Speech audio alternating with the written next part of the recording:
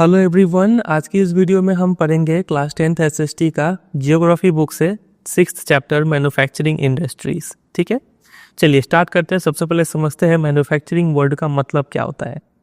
तो देखिए, मैन्युफैक्चरिंग का मतलब होता है production of goods in large quantities after processing them from raw material to more valuable product is called manufacturing.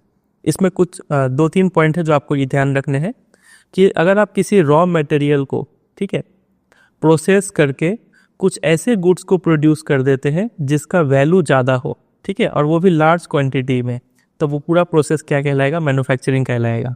For example, आपने लकड़ी लिया, वुड, ये हो गया रॉ मटेरियल, ठीक है, फिर आपने इसको प्रोसेस किया, ठीक है, प्रोसेस करने का बाद ये वुड को आपने बना दिया पेपर।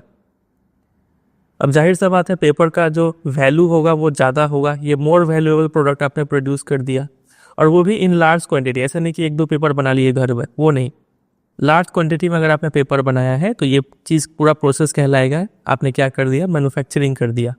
समझे कि नहीं? तो ये इसका डेफिनेशन ध्यान रखेंगे आप। कुछ एग्जाम्पल है मैन्युफैक्चरिंग का, जैसे वुड से हम पेपर बनाते हैं, शुगर केन से शुगर बना सकते हैं, आयरन ओर से आयरन एंड स्टील बनाते हैं हम, फिर बॉक्साइट मिनरल से एल्यूमिनियम बनाते हैं।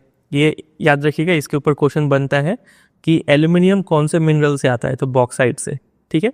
जो मिनरल्स एंड एनर्जी रिसोर्सेस वाला चैप्टर है उसमें भी हम ये बताए थे। इसके अलावा जो कपड़े हैं, क्लोथ्स, वो यार्न से बनता है, धागा से, जो कि खुद एक इंडस्ट्रियल प्रोडक्ट है। धागा बनता है कॉटन से, ठीक है।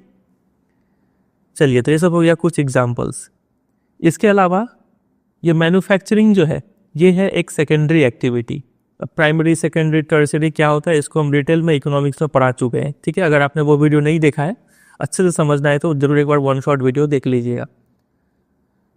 तो जैसे कि workers employed in steel factories हो गया, कार्स, ब्रीवरीज मतलब जहाँ पे बियर बनाए जाते हैं, टेक्सटाइल इंडस्ट्रीज, बेकरीज, ये सभी इस कैटेगरी में फॉल करते हैं, सब सेकेंडरी एक्टिविटी है, ठीक है। चलिए, और अगला पॉइंट है ये, the economic strength of a country is measured by the, ये सब क्यों स्किप कर रहे हैं? क्योंकि ये सब उतने काम का नहीं है हमारे लिए। The economic strength of a country is measured by the development of manufacturing industries. किसी भी कंट्री में कितना ज़्यादा इंडस्ट्रीज है, इससे मेजर होता है कि वो कंट्री का इकोनॉमिक स्ट्रेंथ कितना है, पैसे के मामले में वो कंट्री कितना मजबूत है। ये नंबर ऑफ इंडस्ट्रीज से पता चलता है, ठीक है। अगर कोई कंट्री बहुत अच्छा है लेकिन उसमें इंडस्ट्रीज कम है तो उतना इकोनॉमिक स्ट्रेंथ उतना अच्छा नहीं होगा उसका, ठीक है।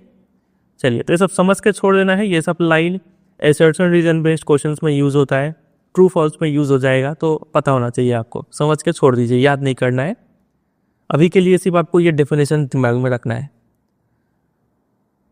क्वेश्चन बनता है इस टॉपिक से, इंपॉर्टेंस ऑफ मैन्युफैक्चरिंग, ये चीज़ आपको याद करना है। तो देखिए, इसको इजी तरीके से समझेंगे।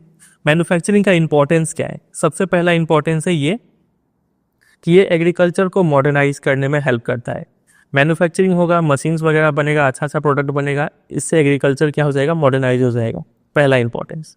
दूसरा, it reduce heavy dependence of people on agriculture. पहले जो लोग एग्रीकल्चर पे काम कर रहे थे, अब अगर इंडस्ट्रीज बनेंगे, मैन्युफैक्चरिंग होगा, तो ये लोग निकल के इस सेक्टर में भी मूव करेंगे काम करने के लिए। तो लोगों का जो डिपेंडेंस है एग्रीकल्चर पे, इस पे जो प्रेशर है वो कम जाएगा, ठीक है, क्योंकि लोगों को अब काम कहाँ मिल रहा है? इंडस्ट्रियल सेक्टर, मैन्युफैक्चरिंग में मिल रहा है। तो लोगों का डिपेंडेंस एग्रीकल्चर पे ये रिड्यूस करता है, ठीक है। ये दूसरा इंपॉर्टेंस। तीसरा इंपॉर्टेंस है कि इससे अनएम्प्लॉयमेंट और पॉवर्टी भी दूर होता है। समझ ही गए, लोगों को इसमें काम मिलेगा तो बेरोजगारी दूर होगा, गरीबी दूर होगा। इसके अलावा अगर आप इंडस्ट्रीज़ को ट्राइबल और बैकवर्ड एरियाज़ में इस्टेब्लिश करते हैं, कोई पुराना मतलब बहुत अंडर डेवलप्ड एरिया है, वहाँ पे आप कोई इंडस्ट्री बना देते हैं अगर, तो वो एरिया डेवलप होता है।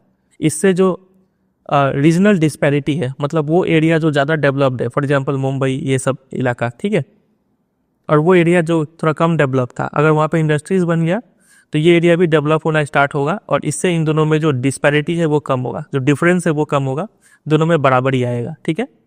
तो ये अगला इंपॉर्टेंस है कि it brings down regional disparity, ठीक है। फिर अगला, जितना ज़्यादा मैन्युफैक्चरिंग होगा, मैन्युफैक्चर करेंगे हम गुड्स, तो इससे हम सेल्फ रिलायंट तो होंगे ही, हमें दूसरे कंट्रीज़ पे डिपेंडेंट नहीं रहना पड़ेगा प्रोडक्ट के लिए, ठीक है। हम सेल्फ रिलायंट बनेंगे और अगर और ज़्यादा प्रोड्यूस करते हैं तो हम अपना माल को दूसरे कंट्री में बेच भी सकते हैं, मतलब हम एक्सपोर्ट भी कर सकते हैं। और जब हम एक्सपोर्ट करेंगे, कोई कंट्री दूसरे कंट्री में एक्सपोर्ट करता है तो ये कंट्री इसको पेमेंट तो करेगा, किस करेंसी में पेमेंट करेगा, तो डॉलर में पेमेंट करेगा, तो इसी डॉलर को कहते हैं फॉरेन एक्सचेंज। तो मैन्युफैक्चरिंग हमें फॉरेन एक्सचेंज मतलब कमाने में भी हेल्प करता है। हम ये डॉलर का हेल्प कर सकते हैं तेल खरीदने के लिए, सोना खरीदने के लिए और कोई भी चीज़ खरीदने के लिए जिसमें हमारा कंट्री में कमी है, ठीक है। फिर अगला इंपॉर्टेंस है कि अगर मैन्युफैक्चरिंग किसी भी कंट्री में डेवलप होता है तो इससे वो कंट्री क्या होता है, प्रॉस्परस होता है, बस मतलब कंट्री का तरक्की होता है।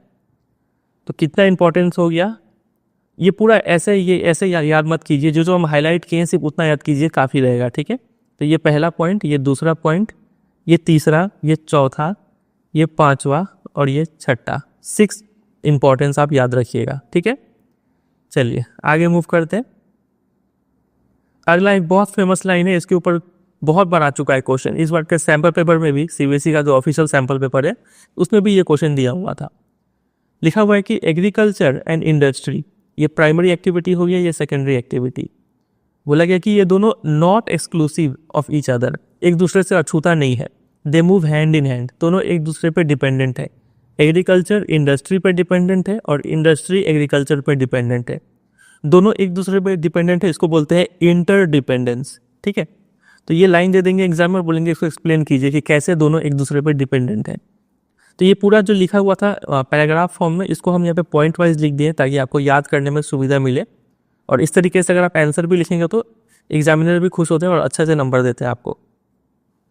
देखिए कैसे दोनों एक दूसरे पे इंटरडिपेंडेंट है।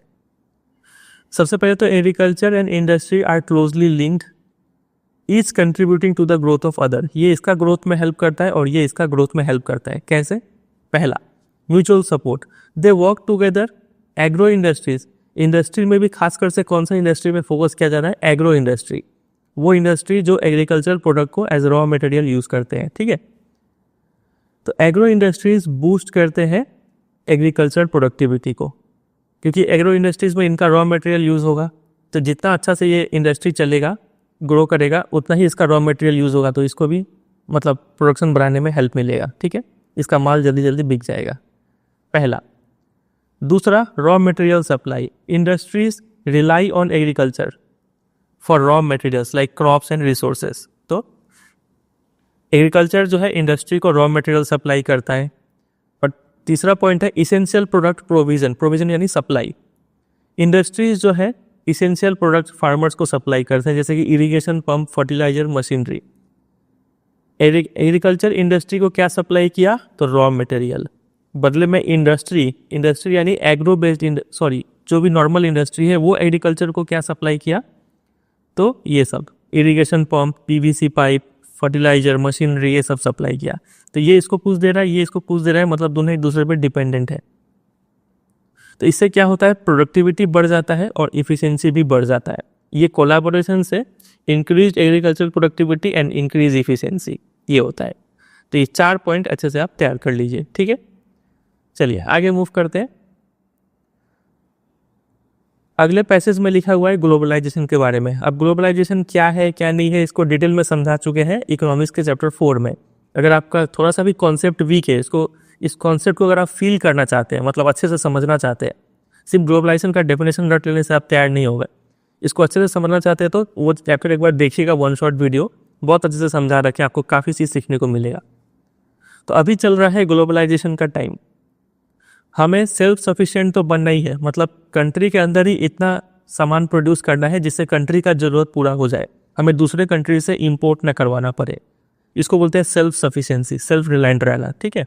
तो ये तो ग्लोबलाइजेशन के टाइम में सिर्फ इतना ही रहने से काम नहीं चलेगा, हमें क्या होना पड़ेगा कि जितना हमारा ज़रूरत है उससे ज़्यादा प्रोड्यूस करना पड़ेगा, ताकि हम जो एक्स्ट्रा प्रोडक्ट बना है उसको हम एक्सपोर्ट कर पाएँ और जिसके बदले हमें फॉरेन एक्सचेंज अर्निंग होगा, ठीक है, और हम इंटरनेशनल मार्केट में कम्पीट कर पाए, ये भी ज़रूरी है। वही पॉइंट यहाँ पे लिखा हुआ है, ठीक है, कि सिर्फ सेल्फ सफिशिएंसी से काम नहीं चलेगा, इज़ नॉट इनफ, हमें कम्पीट करना पड़ेगा इंटरनेशनल मार्केट में, इसके लिए हमें एक्सपोर्ट करना पड़ेगा, ठीक है। बस अब आ जाते हैं अगले टॉपिक पे, जो कि है क्लासिफिकेशन ऑफ इंडस्ट्री। बहुत ईजी टॉपिक है, लेकिन एग्जाम में मतलब दिमाग घुमा देने वाला क्वेश्चन आता है, छोटा मोटा क्वेश्चन पूछ लेंगे, अगर आपको ये टॉपिक तैयार नहीं है तो आप फंस सकते हैं। बहुत इजी। चलिए, तो इंडस्ट्रीज को बांटा गया है, अलग अलग टाइप के इंडस्ट्रीज होते हैं। अब किस किस टाइप के, तो वो कंडीशन पे डिपेंड करता है। अगर हम रॉ मटेरियल के बेसिस पे इंडस्ट्री को डिवाइड करें तो वो 2 टाइप का हो गया। मेन रोल के बेसिस पे अगर डिवाइड करें तो वो कुछ टाइप के होंगे, ठीक है। तो अलग अलग क्राइटेरिया के बेसिस पे अलग अलग क्लासिफिकेशन है। तो सबसे पहले on the basis of source of raw material, कोई इंडस्ट्री रॉ मटेरियल कहाँ से लेता है, तो इसके हिसाब से 2 इंडस्ट्री होते हैं। एक होता है एग्रो बेस्ड, अगर एग्रीकल्चर से ले रहा है रॉ मटेरियल तो, और दूसरा होता है मिनरल बेस्ड, मतलब जिसका रॉ मटेरियल मिनरल्स हो। तो इसका कुछ एग्जांपल देख लीजिए, cotton industry, cotton textile industry, woollen, jute, ये सब इंडस्ट्रीज का जो रॉ मटेरियल है वो एग्रीकल्चर से आता है।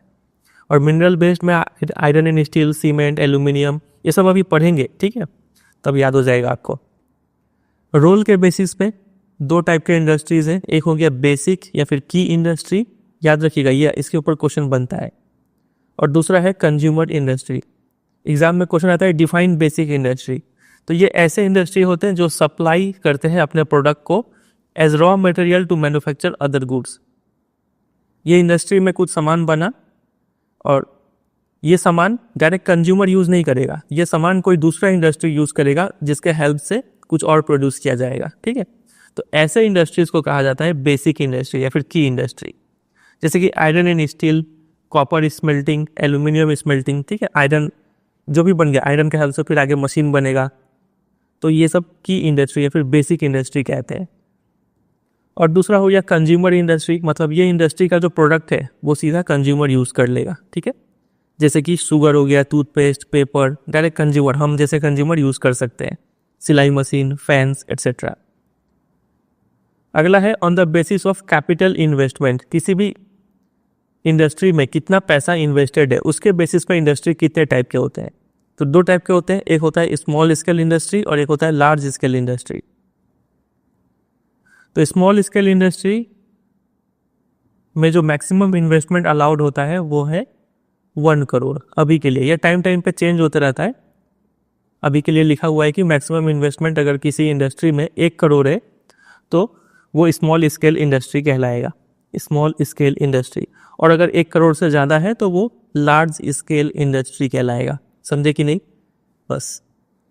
अगला है on the basis of ownership, उस इंडस्ट्री का ओनरशिप किसके हाथ में है, कोई प्राइवेट इंडिविजुअल ओन करके रखा है या फिर सरकार ओन करके रखा हुआ है, कौन ओन करके रखा हुआ है, उसके बेसिस पे इंडस्ट्रीज 1, 2, 3, 4 टाइप के होते हैं। पहला हो गया पब्लिक सेक्टर, अगर किसी इंडस्ट्री को ओन एंड ऑपरेट गवर्नमेंट कर रही है तो वो पब्लिक सेक्टर कहलाता है, जैसे कि भेल, सेल, ये सब पब्लिक सेक्टर इंडस्ट्री है। दूसरा हो गया प्राइवेट सेक्टर, नाम से ही समझ में आ रहा है, इसको ओन एंड ऑपरेट कौन करेंगे, प्राइवेट इंडिविजुअल्स या फिर ग्रुप ऑफ इंडिविजुअल्स, ठीक है। एक इंसान कोई इंडस्ट्री को ओन करे या फिर 2-3 इंसान मिल के करे, ग्रुप में करे, वो प्राइवेट सेक्टर होगा। एग्जाम्पल है TISCO, Bajaj auto limited, Dabur industries, ये सब प्राइवेट सेक्टर है। एग्जाम्पल याद रखिएगा, एक्सेप्शन रीजन में यूज़ होगा कि टिस्को क्या है, टिस्को इस पब्लिक सेक्टर लिख देंगे तो वो स्टेटमेंट सही होगा कि गलत, गलत हो जाएगा। एग्जाम्पल्स याद होना चाहिए आपको।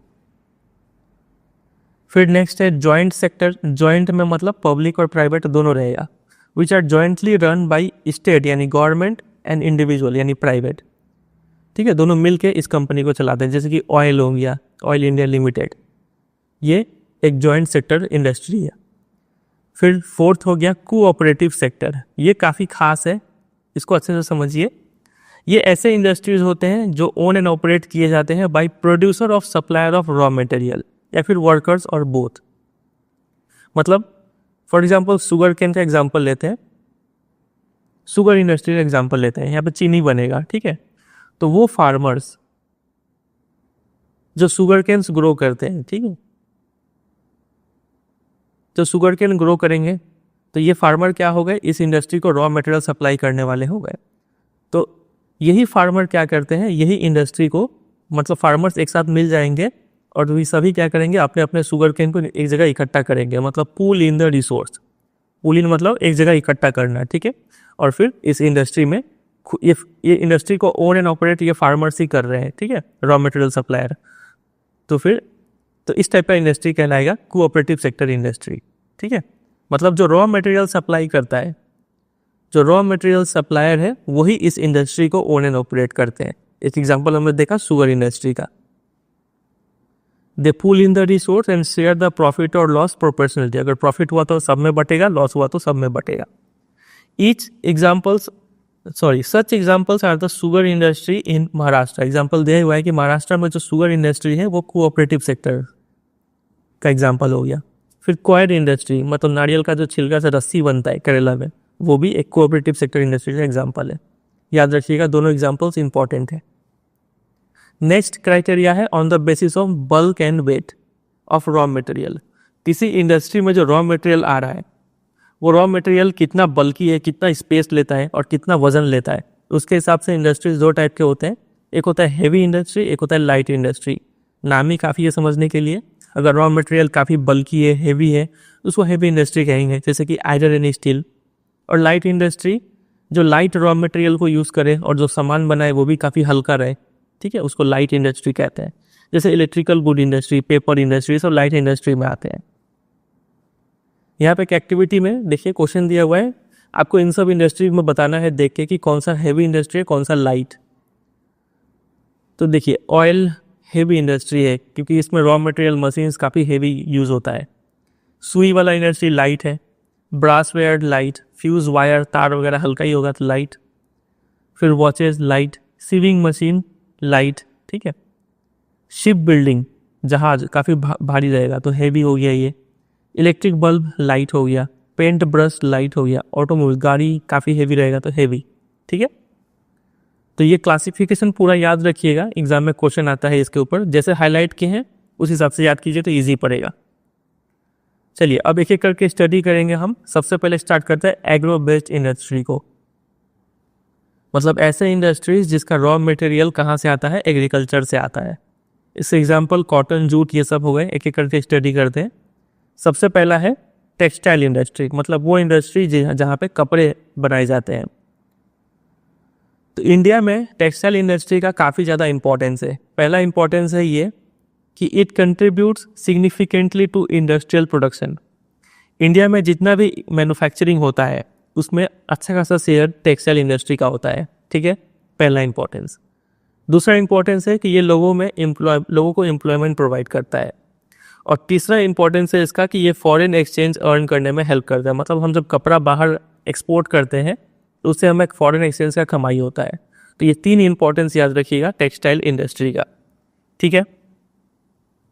अगला इंपॉर्टेंट पॉइंट है इस इंडस्ट्री से रिलेटेड कि ये इकलौता ऐसा इंडस्ट्री है हमारे कंट्री में जो कि सेल्फ रिलायंट है एंड कंप्लीट है इन वैल्यू चेन। Very important. अब ये क्या होता है कंप्लीट इन वैल्यू चेन? इसका मतलब रॉ मटेरियल से लेके हाईएस्ट वैल्यू एडेड प्रोडक्ट तक सारा चीज़ हमारे कंट्री में हो जाता है। जैसे कि कोई कपड़ा बनता है तो कपड़ा बनने के लिए सबसे पहले धागा चाहिए। फिर धागा से सबसे पहले तो क्या चाहिए, जैसे कि कॉटन का खेती हुआ, मान लीजिए कॉटन का खेती हुआ तो कॉटन आया यहाँ पे, उसका साफ सफाई करके उससे पहले स्पिनिंग किया जाएगा कॉटन का, ठीक है। उसके बाद धागा बन जाएगा। धागा को क्या बोलते हैं, यार्न बोलते हैं, समझ गए। धागा बन गया, अब उस धागा को क्या करेंगे आप, वीविंग करेंगे, ठीक है। वीविंग करने के बाद आपको क्या मिल जाएगा, कपड़ा मिल जाएगा। धागा से आपने कपड़ा बना लिया। फिर कपड़ा में क्या करेंगे, इसको डाइंग फिनिशिंग करेंगे तो गारमेंट बन जाएगा। उसके बाद आप उसको सिलाई वगैरह करते, जो भी शर्ट पैंट जो भी बनाना है बना लीजिए। तो ये जो सारा प्रोसेस है, सबसे छोटा प्रोडक्ट कॉटन से लेके finished highest value added, pant के आगे तो और कुछ प्रोसेस नहीं होगा ना, एक बार जब पैंट बन गया सो बन गया। तो रॉ मटेरियल से लेके हाईएस्ट वैल्यू एडेड प्रोडक्ट तक ये सारा जो काम है हमारे कंट्री में हो जाता है। तो इसी को बोलते हैं, ये जो वैल्यू चेन है, ये जो पूरा चेन देखा आपने, ये उसमें पूरा कंप्लीट है। ये इकलौता ऐसा इंडस्ट्री है हमारे कंट्री में। तो रॉ मटेरियल से लेके हाईएस्ट वैल्यू एडेड प्रोडक्ट तक सारा प्रोसेस हमारे कंट्री में हो जाता है। तो value addition in textile industry, ये चार्ट अच्छे से याद रखिएगा। हाई चांसेस है कि ये चार्ट एग्जाम में आएगा और ये एक दो स्पेस खाली छोड़ देंगे और बोलेंगे उसको भरो, क्या है वहाँ पे। तो याद रखिए, सब देखिए, सबसे पहले फाइबर प्रोडक्शन, रॉ फाइबर लिया जाता है कॉटन ग्रो करके, फिर उसको स्पिनिंग करके धागा बनाया जाएगा, यार्न बन जाएगा। ये सब प्रोडक्ट है, इधर प्रोडक्ट है, इधर प्रोसेस का नाम है, ये प्रोसेस है ये सब, ठीक है। तो स्पिनिंग किया हमने, प्रोडक्ट मिला यार्न। फिर हमने वीविंग किया, नीटिंग किया, तो हमें प्रोडक्ट मिला फैब्रिक, कपड़ा मिल गया। फिर उसको हमने डाइंग किया, फिनिशिंग किया, गारमेंट मिल गया। गारमेंट मैन्युफैक्चर भी कर सकते हैं तो गारमेंट मिल जाएगा। ठीक है, ये पूरा वैल्यू एडिशन का जो चेन है ये याद रखेंगे आप। तो ये तो हो गया टेक्सटाइल इंडस्ट्री जहाँ पे कपड़े बनते हैं। अब स्पेसिफिक इंडस्ट्रीज का बात करते हैं। सबसे पहले कॉटन टेक्सटाइल्स, इसका बारे में देखते हैं क्या होता है। तो इन एंशियंट इंडिया, पुराने जमाने में cotton textiles were produced with hand spinning and handloom weaving. Spinning मतलब स्पिनिंग से क्या बनता है, यार्न यानी धागा बन गया, और वीविंग से क्या मिलेगा, फैब्रिक मिलेगा। ये याद रखिएगा। ठीक है, तो धागा बनाना और कपड़ा बुनना ये दोनों ही काम हैंड से, मतलब मैनुअली होता था। ठीक है, हैंड स्पिनिंग और हैंडलूम वीविंग होता था। उसके बाद 18th सेंचुरी के बाद जब इलेक्ट्रिसिटी आ गया तो पावर लूम्स आ गए, मतलब मशीन्स के हेल्प से अब क्या किया जाने लगा, वीविंग किया जाने लगा। ठीक है, थोड़ा सा प्रोसेस फास्ट हुआ। और उसके बाद आगे चल के और डेवलपमेंट हो गया। फिर आ गया मिल का कॉन्सेप्ट, मतलब एक ही मिल में एक साथ में बहुत सारा जो कपड़ा है वो बन के निकल रहा है, मिल का कॉन्सेप्ट आ गया। ठीक है, ऐसे करके इसका इवोल्यूशन हुआ है। फिर in the early years the cotton textile industry was concentrated in the cotton growing belt of Maharashtra and Gujarat। जब हम एग्रीकल्चर चैप्टर पढ़ रहे थे तो हमने वहाँ पे देखा था कि कॉटन कहाँ पे ग्रो किया जाता है। तो अब हम, क्योंकि ये ब्लैक सॉइल चाहिए इसको, तो महाराष्ट्र, गुजरात ये सब वाले एरिया में कॉटन ग्रो होता है। तो जहाँ पे रॉ मटेरियल अवेलेबल है, अगर वहीं पे अगर हम इंडस्ट्री भी इस्टेब्लिश कर दे तो इससे ट्रांसपोर्टेशन कॉस्ट बचता है कि नहीं, अच्छा होता है इंडस्ट्रीज़ के लिए। तो शुरुआत के सालों में cotton textile industry cotton growing area में ही इस्टेब्लिश थे। ठीक है, महाराष्ट्र गुजरात में ही ज़्यादा आपको ये इंडस्ट्री देखने को मिलते थे।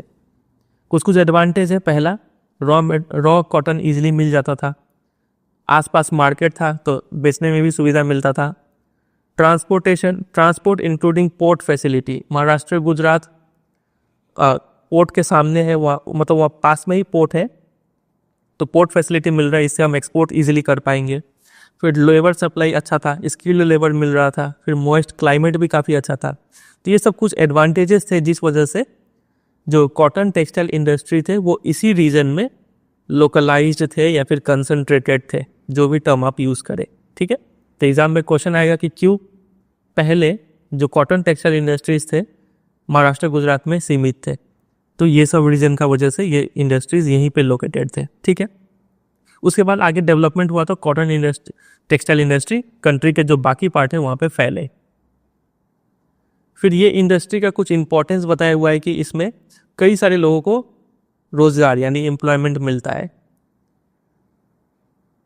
इसके बाद ये इंडस्ट्री दूसरे इंडस्ट्री को भी सपोर्ट करता है बाय क्रिएटिंग डिमांड। जैसे कि कॉटन टेक्सटाइल इंडस्ट्री को क्या क्या चाहिए, केमिकल चाहिए, डाई चाहिए, पैकेजिंग मटेरियल चाहिए, मशीन्स चाहिए। तो वो सब इंडस्ट्री जो ये सब सप्लाई करते हो वो सब इंडस्ट्री का भी तो ग्रोथ होगा। तो इस तरीके से कॉटन टेक्सटाइल इंडस्ट्री इन सब इंडस्ट्री को सपोर्ट करता है। कोई पॉइंट यहाँ पे लिखा हुआ है, समझ के छोड़ दीजिए। आगे मूव करते हैं। दो प्रोसेस है, एक है स्पिनिंग और एक है वीविंग। स्पिनिंग से क्या मिलेगा, तो आप बोलेंगे धागा यानी यार्न मिलेगा। ठीक है, और वीविंग से हमें क्या मिलेगा, फैब्रिक मिलेगा। तो स्पिनिंग और वीविंग का दो पॉइंट है कि बोला गया कि स्पिनिंग जो है ये सेंट्रलाइज्ड है इन महाराष्ट्र, गुजरात एंड तमिलनाडु। अभी के टाइम में भी जो स्पिनिंग धागा बनाने का काम है वो यही 3 स्टेट्स में मेनली किया जाता है। ठीक है, महाराष्ट्र, गुजरात, तमिलनाडु। लेकिन जो वीविंग है, धागा बन गया, अब कपड़ा जो बनाने का प्रोसेस है वो डिसेंट्रलाइज्ड है।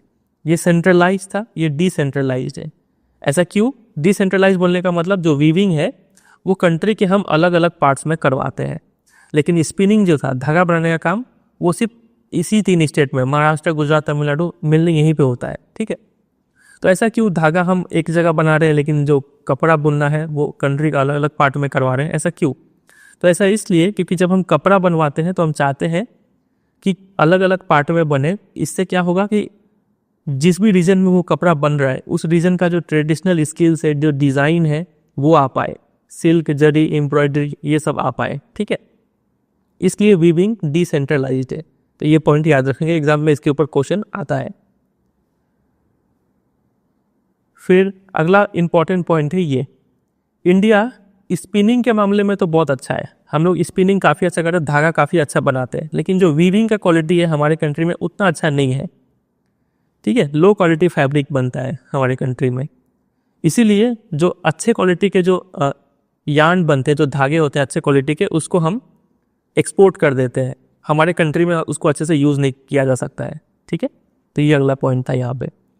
वीविंग जो कपड़ा बनाने का जो प्रोसेस है वो क्या तो आप हैंडलूम से कर सकते हैं मैनुअली, या फिर पावर लूम कोई मशीन का यूज़ कर सकते हैं, या फिर मिल्स में भी करवा सकते हैं आप। ठीक है, जो हैंड स्पन खादी है, जिसमें खादी कपड़ा जो है वो हैंड स्पिनिंग से ही बनता है। ठीक है, इसका एडवांटेज ये है कि इससे लोगों को काफ़ी ज़्यादा रोज़गार मिलता है। ये मिल्स में जनरली हम फेवर नहीं करते हैं कि ज़्यादा मिल्स आए, क्योंकि मिल्स आएगा तो मशीन से सब एक साथ में बहुत सारा कपड़ा बना कर रख देगा, लोग काफ़ी ज़्यादा बेरोज़गार हो जाएंगे। तो इसीलिए चूंकि इंडिया का पॉपुलेशन बहुत ज़्यादा है, हाँ, तो हमें क्या करना पड़ेगा, मिल सेक्टर जो लूमेज है, मिल सेक्टर लूमेज को कम रखना पड़ेगा पावर लूम और हैंडलूम से। लोग पावर लूम इस्तेमाल करें, हैंडलूम इस्तेमाल करें, रोज़गार बढ़ेगा इससे, और कंट्री मतलब अच्छा रहेगा।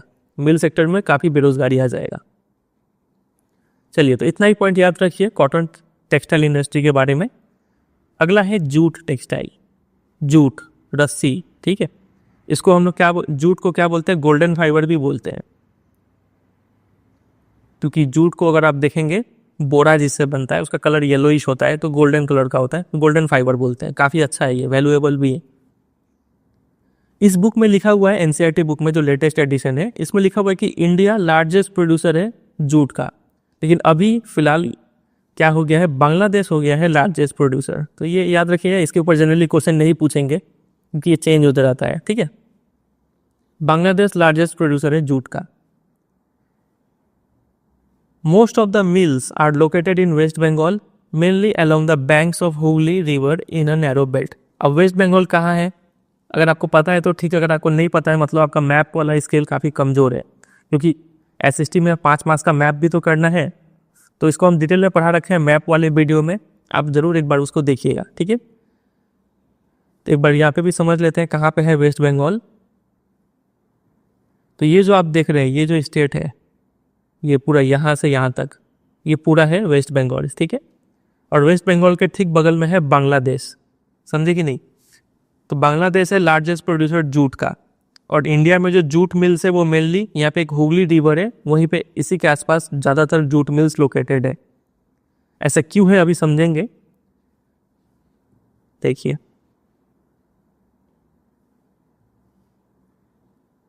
लिखा है कि after partition in 1947 the jute mills remained in India but 3/4 of the jute producing area went to Bangladesh. इसको समझिए, जो कि था अर्स्टवाइल ईस्ट पाकिस्तान।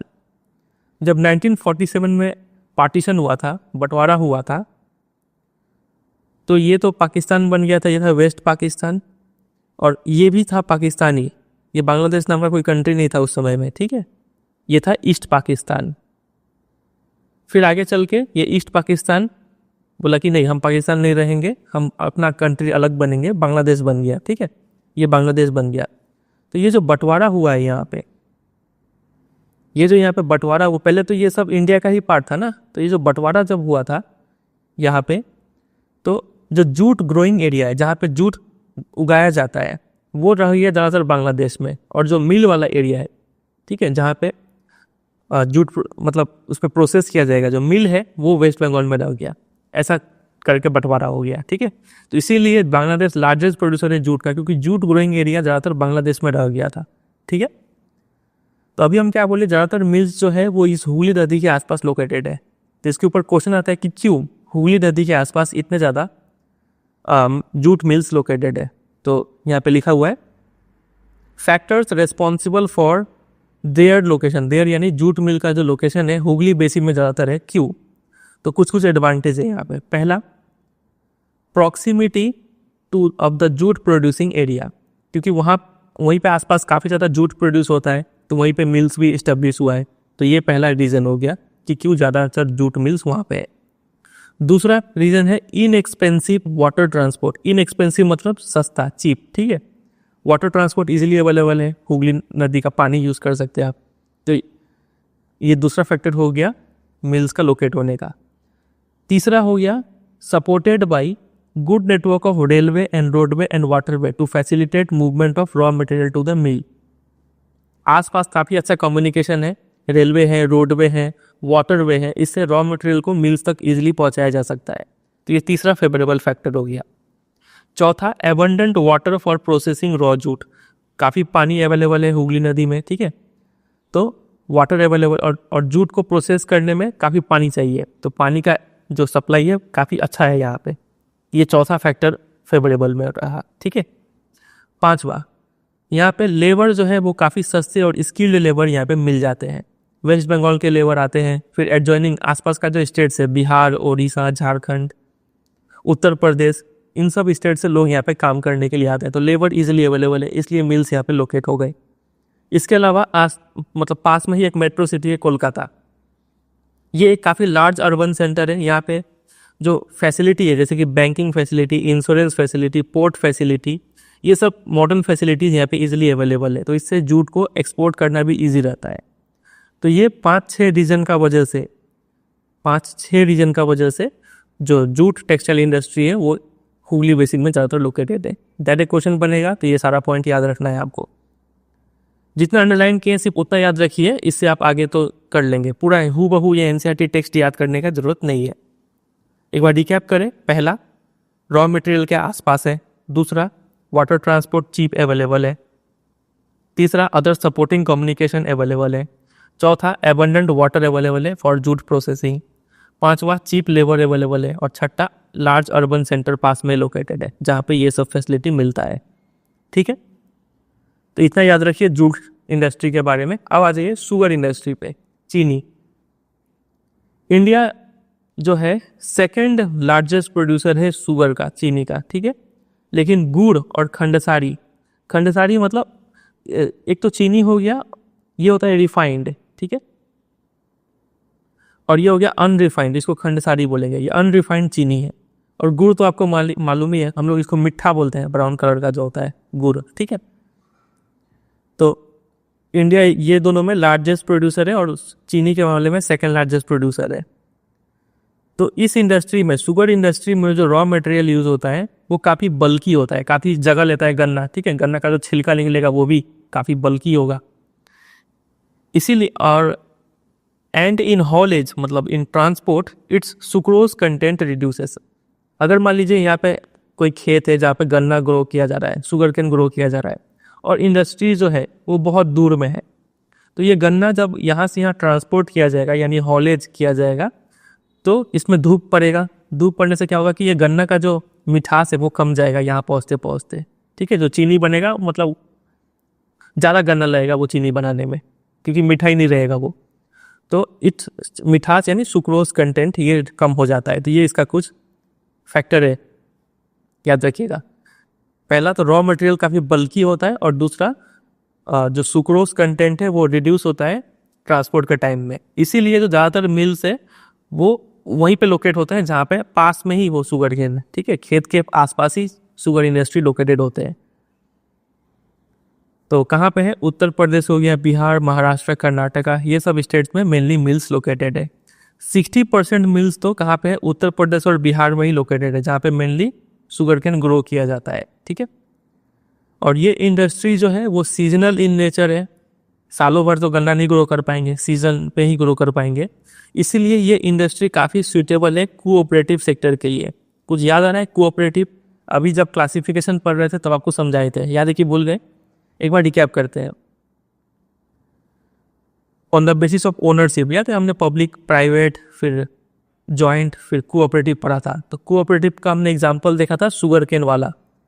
तो बोला जा रहा है कि चूंकि शुगर इंडस्ट्री जो है वो सीजनल नेचर का है, इसलिए ये कोऑपरेटिव सेक्टर में को काफ़ी सूट करता है। कोऑपरेटिव सेक्टर में क्या होता है कि जो फार्मर्स होते हैं, जो रॉ मटेरियल सप्लाई करते हैं, वही फार्मर इस इंडस्ट्री को ओन भी करते हैं, ठीक है।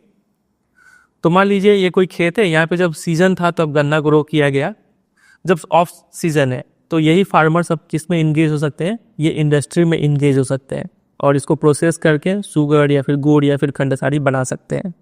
तो इससे फार्मर्स का काफ़ी हेल्प हो गया। समझ रहे हैं कि नहीं? ये फार्मर को क्या क्या हेल्प मिला? पहला तो इनका इनकम बढ़ जाएगा, ठीक है। दूसरा, इनको ऑफ सीजन में जब गन्ना नहीं ग्रो हो रहा है तब इनको भी काम मिला हुआ है, ऑफ सीजन में भी एम्प्लॉयमेंट मिल रहा है इनको, तो और प्रॉफिट बढ़ रहा है, तो ये सब रिस्क कम हो रहा है। तो ये सब कुछ एडवांटेजेस है कोऑपरेटिव सेक्टर का। तो इसलिए यहाँ पे लिखा हुआ है कि चूंकि ये इंडस्ट्री सीजनल नेचर का है, हर सीजन में ये इंडस्ट्री नहीं चलेगा, तो जिस सीजन में इंडस्ट्री ऑफ है तब आप खेती कर लीजिए, और जब खेती डाउन है तो इंडस्ट्री चला लीजिए, तो इस तरीके से काम कीजिए। इसलिए बोला गया कि ये काफ़ी आइडियली सूटेड है कोऑपरेटिव सेक्टर को। अगला एक खास फीचर है इस इंडस्ट्री का जो कि रिसेंट ईयर में देखने को मिला है, वो है ये, हाल फिलहाल के सालों में ये देखने को मिला है जो मिल्स है वो शिफ्ट हो रहे हैं कहाँ पे, साउदर्न एंड वेस्टर्न स्टेट्स में, स्पेशली महाराष्ट्र में मिल्स मूव कर रहे हैं। हमने यहाँ पे देखा कि ज़्यादातर मिल्स कहाँ पे, यूपी बिहार में है, जो कि ऊपर का स्टेट है ना। ये जो आप मैप देखेंगे, पता है यूपी बिहार कहाँ पे है, तो ये रहा बिहार, ये रहा यूपी, नॉर्दर्न स्टेट्स में आते हैं ये लोग। तो यहाँ से मिल्स अब शिफ्ट हो रहे हैं साउदर्न स्टेट्स में और वेस्ट की तरफ, स्पेशली महाराष्ट्र की तरफ मिल्स यहाँ पे ज़्यादातर लोकेट हो रहे हैं। ऐसा क्या रीज़न है, तो तीन रीज़न दिया हुआ है शायद, हाँ 3 रीज़न है। पहला, जो केन यहाँ पे प्रोड्यूस होता है, यानी जो शुगर केन यहाँ पे प्रोड्यूस होता है महाराष्ट्र और साउदर्न स्टेट्स में, उसमें सुक्रोज कंटेंट हाई होता है, ज़्यादा मिठास होता है, इसलिए मिल्स आसपास में लोकेट हो रहे हैं क्योंकि ये वो गन्ना को यूज़ करना चाहते हैं। ठीक है। दूसरा है लॉन्ग क्रशिंग सीजन, चूँकि यहाँ पे क्लाइमेट ठंडा है, साउदर्न स्टेट्स में ठंडा क्लाइमेट रहता है, तो लंबे समय तक आप गन्ने को स्टोर करके रख सकते हैं और बाद में उसको क्रश करके रस निकाल सकते हैं।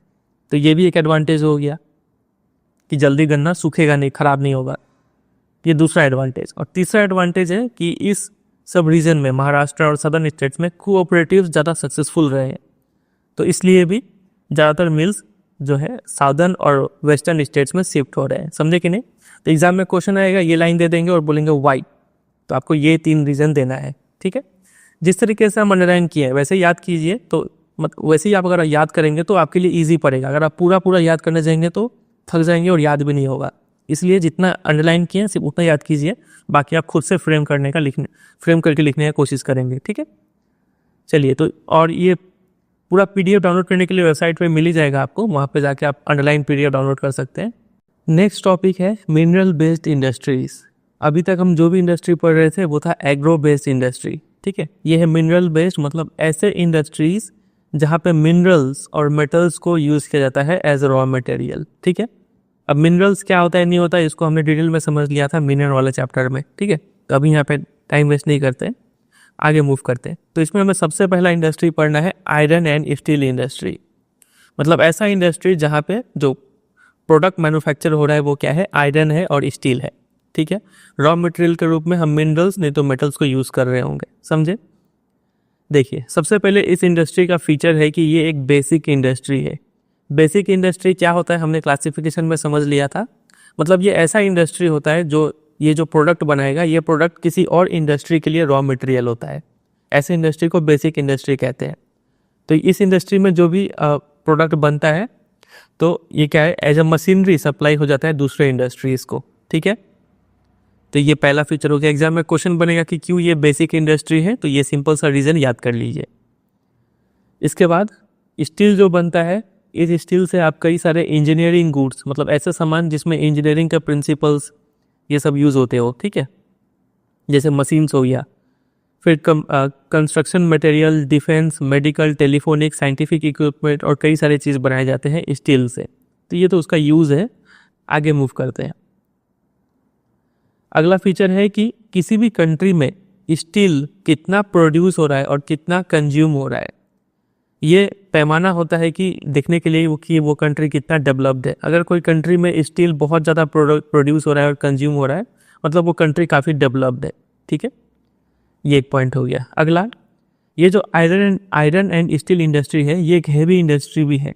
अब हेवी इंडस्ट्री क्या होता है ये तो ईजी है याद करना, क्योंकि इसमें जो रॉ मटेरियल्स यूज़ होते हैं वो हेवी होते हैं। जो यहाँ पे गुड्स बनता है, फिनिश गुड, वो भी काफ़ी हेवी होता है और इसी कारण से इसमें ट्रांसपोर्टेशन कॉस्ट भी काफ़ी ज़्यादा होता है। ठीक है। रॉ मटेरियल लाने में भी और प्रोडक्ट को सेल करने में भी। तो ये एक हेवी इंडस्ट्री भी है।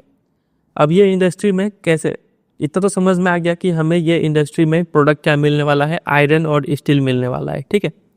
तो बनता कैसे है ये देखिए, यहाँ पे आपको 3 रॉ मटेरियल लेना पड़ेगा। एक होता है आयरन ओर, एक होता है कोकिंग कोल और एक होता है लाइमस्टोन। ठीक है, इसको इस फ्लो चार्ट से समझेंगे। देखिए सबसे पहले transport of raw material to plant, जो भी आयरन मिट्टी खोदा हमने, आयरन ओर निकला और साथ ही साथ कोकिंग कोल लाइमस्टोन ये सब लेके ट्रांसपोर्ट किए प्लांट तक। ठीक है, वो मिल तक। उसके बाद उस प्लांट में जाने के बाद आयरन ओर को मेल्ट किया जाता है। आयरन ओर को पिघलाने के लिए काफ़ी ज़्यादा हीट चाहिए, वो हीट जनरेट होता है इस कोकिंग कोल से। समझ रहे, कोकिंग कोल जो लिए थे इसको जला के काफ़ी ज़्यादा हीट प्रोड्यूस होता है, इससे ये आयरन ओर मेल्ट होता है।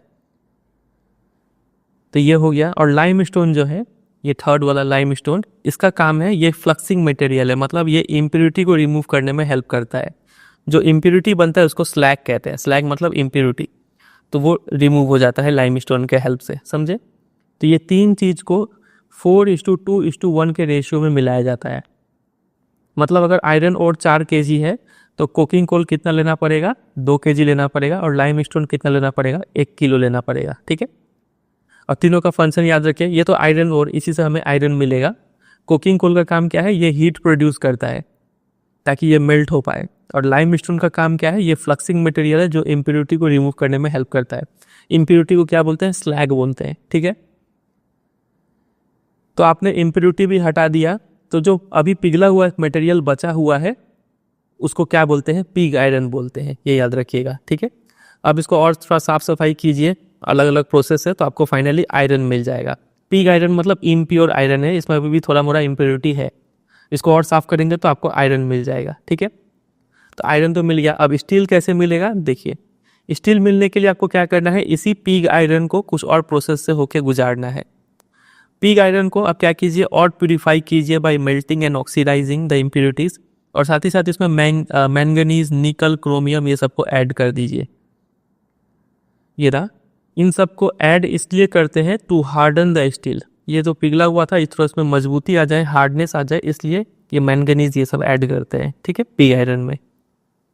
उसके बाद आपको स्टील मिल गया, आप उसको रोल कीजिए, फिर प्रेस कर दीजिए, फिर अलग शेप में डालना है, फिर जो भी शेप देना है उसको दे दीजिए, आपको स्टील भी मिल जाएगा। तो समझे आयरन एंड स्टील इंडस्ट्री के बारे में, कैसे मैन्युफैक्चर होता है।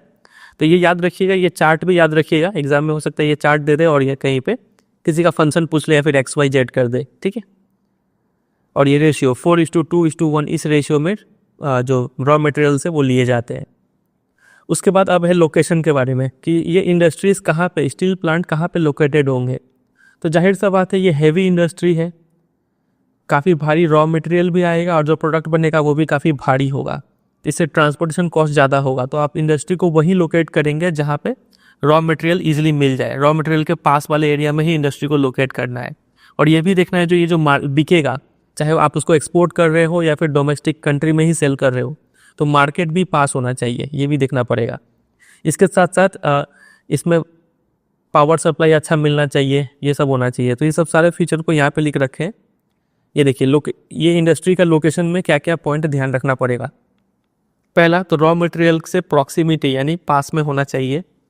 ट्रांसपोर्टेशन नेटवर्क अच्छा होना चाहिए ताकि रॉ मटेरियल ईजिली आ पाए और फिनिश्ड गुड भी ईजिली सेल हो पाए।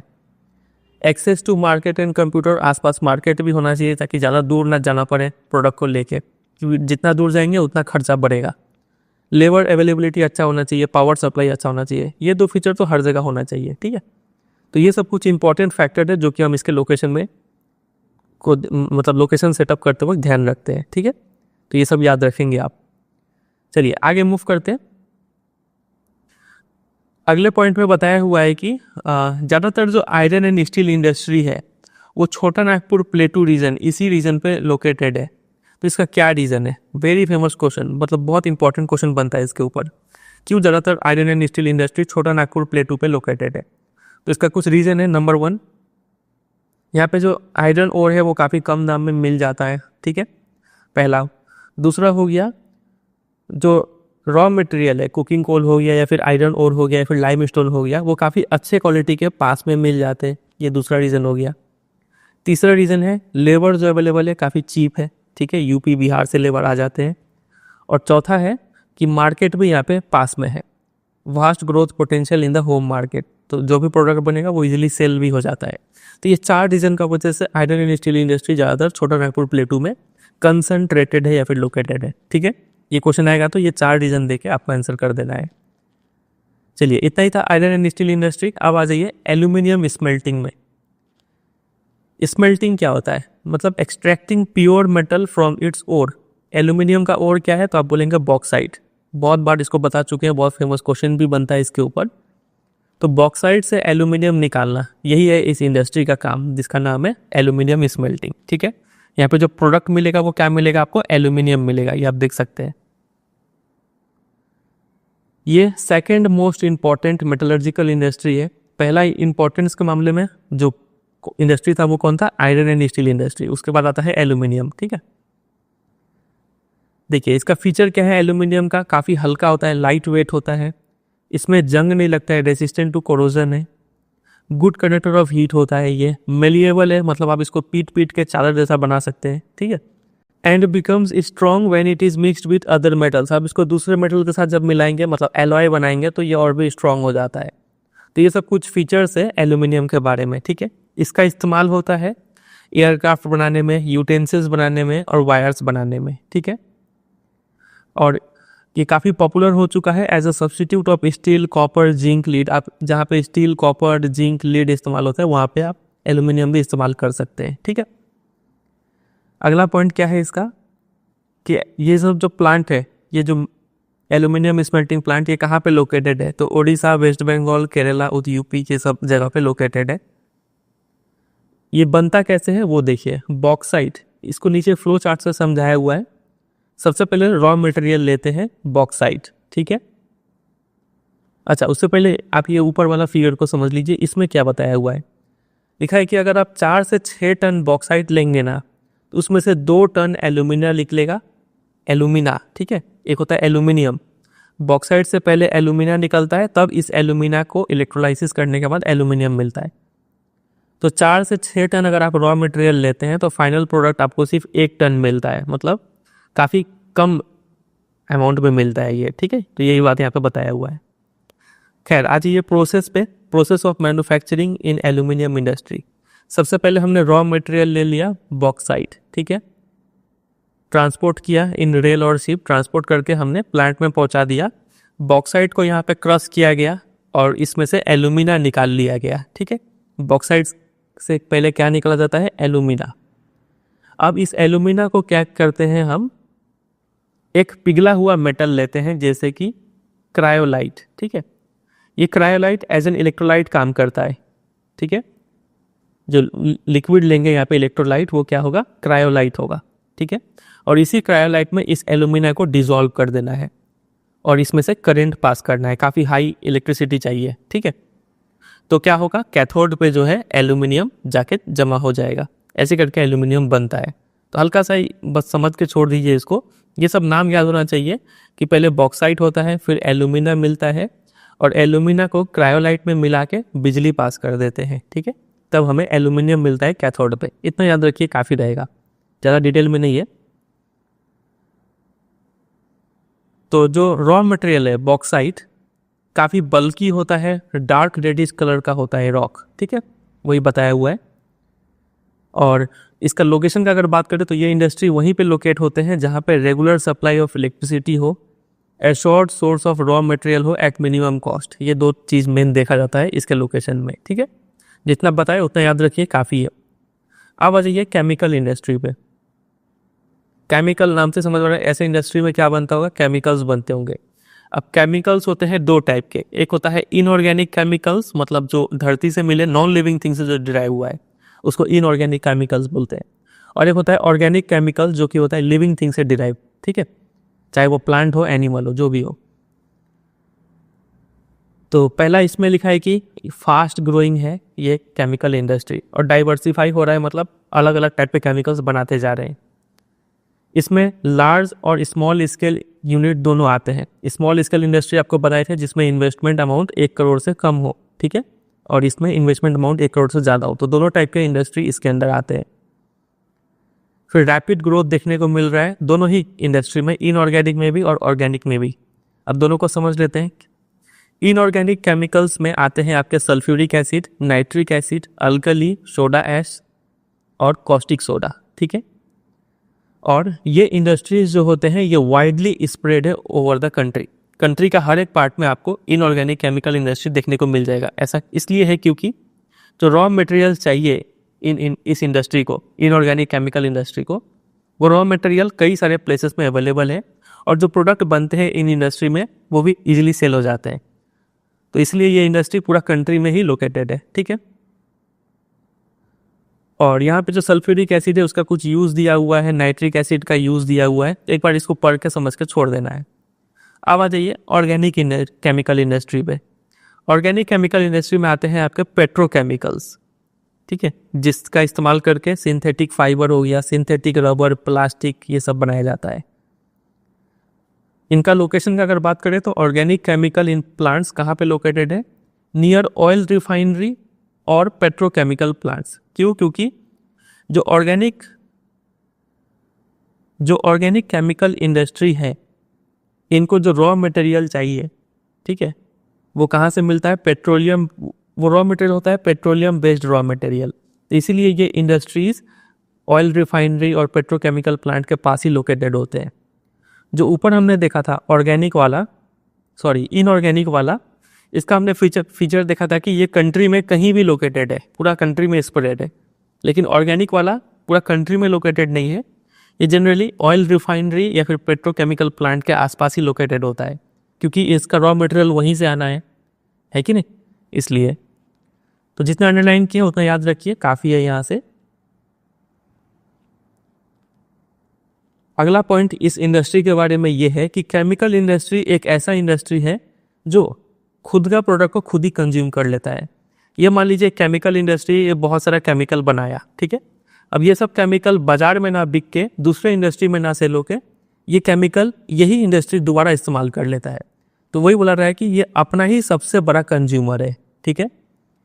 क्योंकि ये जो केमिकल्स बने हैं इसको बेसिक केमिकल्स कहा जाता है। ये इसको प्रोसेस करके फिर से दोबारा दूसरे केमिकल्स बनाए जाते हैं और फिर उन केमिकल्स को इंडस्ट्रीज में या फिर एग्रीकल्चर में या फिर कंज्यूमर मार्केट में बेचा जाता है, ठीक है। तो ये याद रखिएगा, एक मार्क्स का क्वेश्चन बन सकता है कि कौन सा ऐसा इंडस्ट्री है जो खुद का ही अपना सबसे बड़ा कंज्यूमर है, तो केमिकल इंडस्ट्री, ठीक है। चलिए आ जाइए फर्टिलाइजर इंडस्ट्री पे। फर्टिलाइजर इंडस्ट्री में क्या क्या चीज़ बनता है? तो इन सब टाइप के फर्टिलाइजर तो पता है आपको ना, खाद। तो नाइट्रोजनस फर्टिलाइजर हो गया जैसे कि यूरिया, ये बनता है।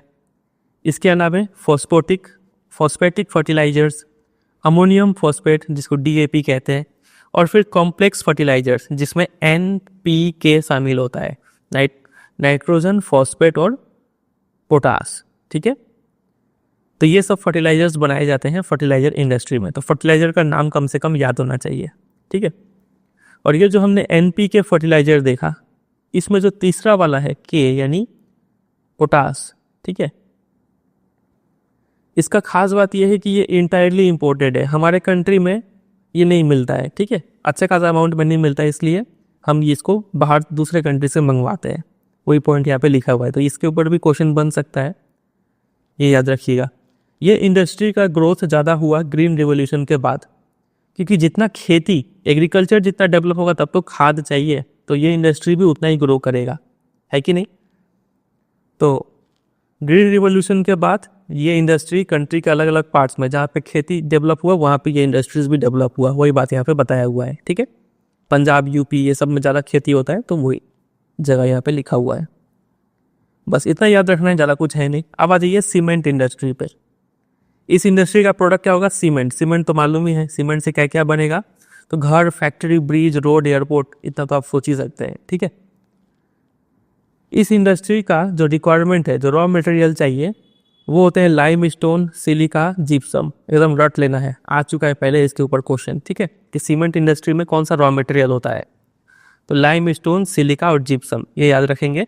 इसका खास बात है कि ये जो रॉ मटेरियल है काफ़ी बल्की होते हैं और हेवी होते हैं, ठीक है।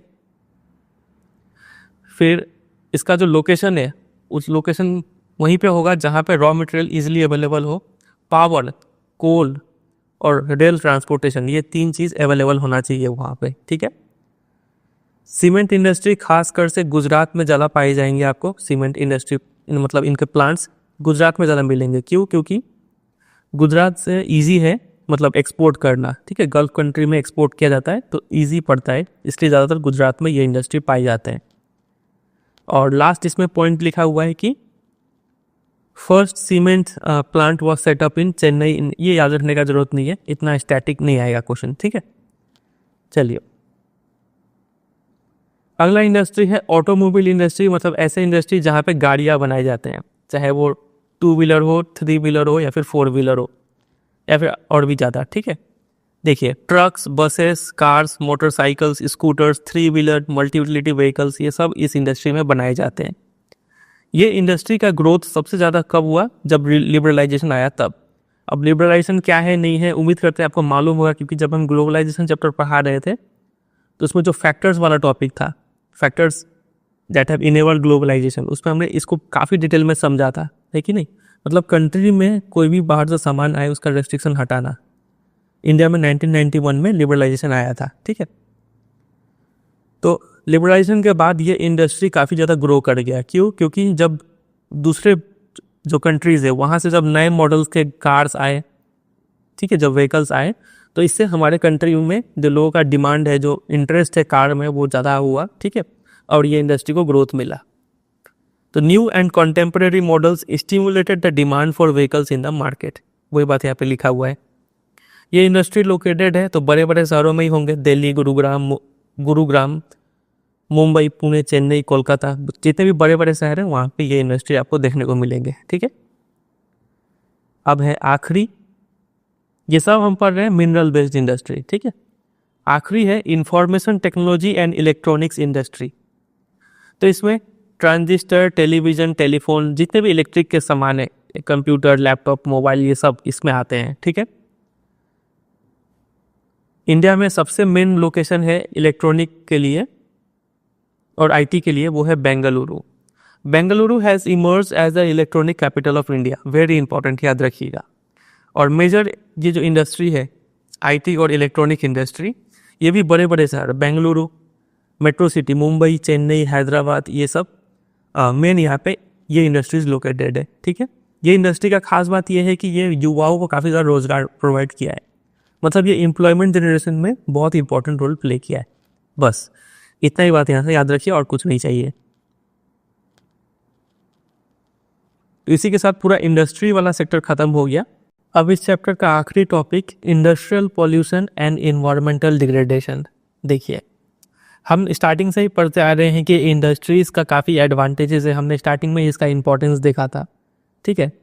इंपॉर्टेंस तो है, लेकिन ये इंडस्ट्रीज़ का एक और पॉइंट है जो कि है पॉल्यूशन। ये industries land pollution, water, air, noise, ये सभी टाइप के पॉल्यूशन करते हैं। इसके साथ साथ इन्वायरमेंट को भी डिग्रेड करते हैं, ठीक है।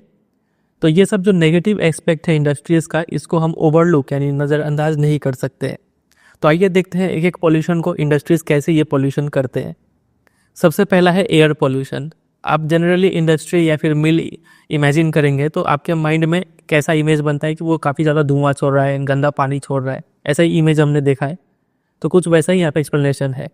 इंडस्ट्रीज़ काफ़ी अनडिज़ायरेबल गैसेस हवा में छोड़ते हैं, जैसे कि 2 खतरनाक है, एक है सल्फर डाइऑक्साइड और दूसरा है कार्बन मोनोऑक्साइड। काफ़ी मतलब डेंजरस गैस हवा में छोड़ते हैं ये, ठीक है। इससे होता है एयर पॉल्यूशन। इसके अलावा एयर बॉर्न, BORNE, मतलब एयर कैरीड है ये, एयर कैरीड पार्टिकुलेट मैटर, ऐसे हल्के हल्के डस्ट पार्टिकल जो हवा में बहते रहते हैं, जैसे कि डस्ट, स्प्रे, मिस्ट, स्मोक, ये सब इंडस्ट्रीज छोड़ते हैं, इससे भी एयर पॉल्यूशन होता है। इसके अलावा smoke is emitted by chemical and paper factories, brick kills, refineries, smelting plants, burning of fossil fuels in big and small factory that ignore pollution norms। इन सब में लगातार धुआं निकलता है इन सब इंडस्ट्रीज से, और ये स्मोक से होता है एयर पॉल्यूशन, ठीक है।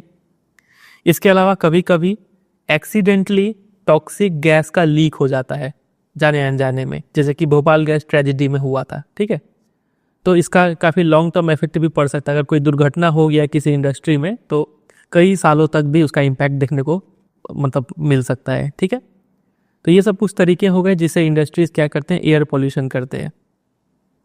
इसका इम्पैक्ट काफ़ी नेगेटिवली पड़ता है ह्यूमन हेल्थ पे, एनिमल्स पे, प्लांट्स पे, बिल्डिंग्स पे, ठीक है।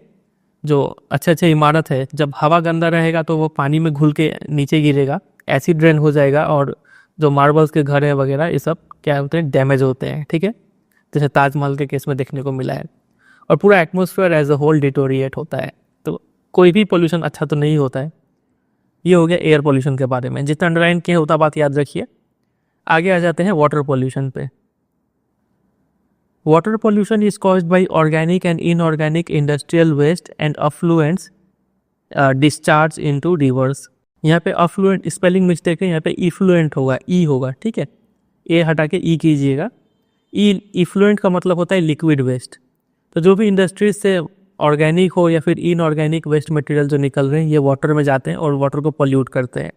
खासकर से जो पेपर इंडस्ट्री हो गया, पल्प, ये भी एक टाइप का पेपर ही है, केमिकल इंडस्ट्री, टेक्सटाइल इंडस्ट्री, कपड़ा वाला, डाइंग, पेट्रोलियम रिफाइनरी, टैनरी जहाँ पे जानवर के चमड़ों पे काम किया जाता है, लेदर बनाया जाता है, फिर इलेक्ट्रोप्लेटिंग इंडस्ट्री, ये सब इंडस्ट्रीज खासकर से वाटर पोल्यूट करते हैं। कैसे?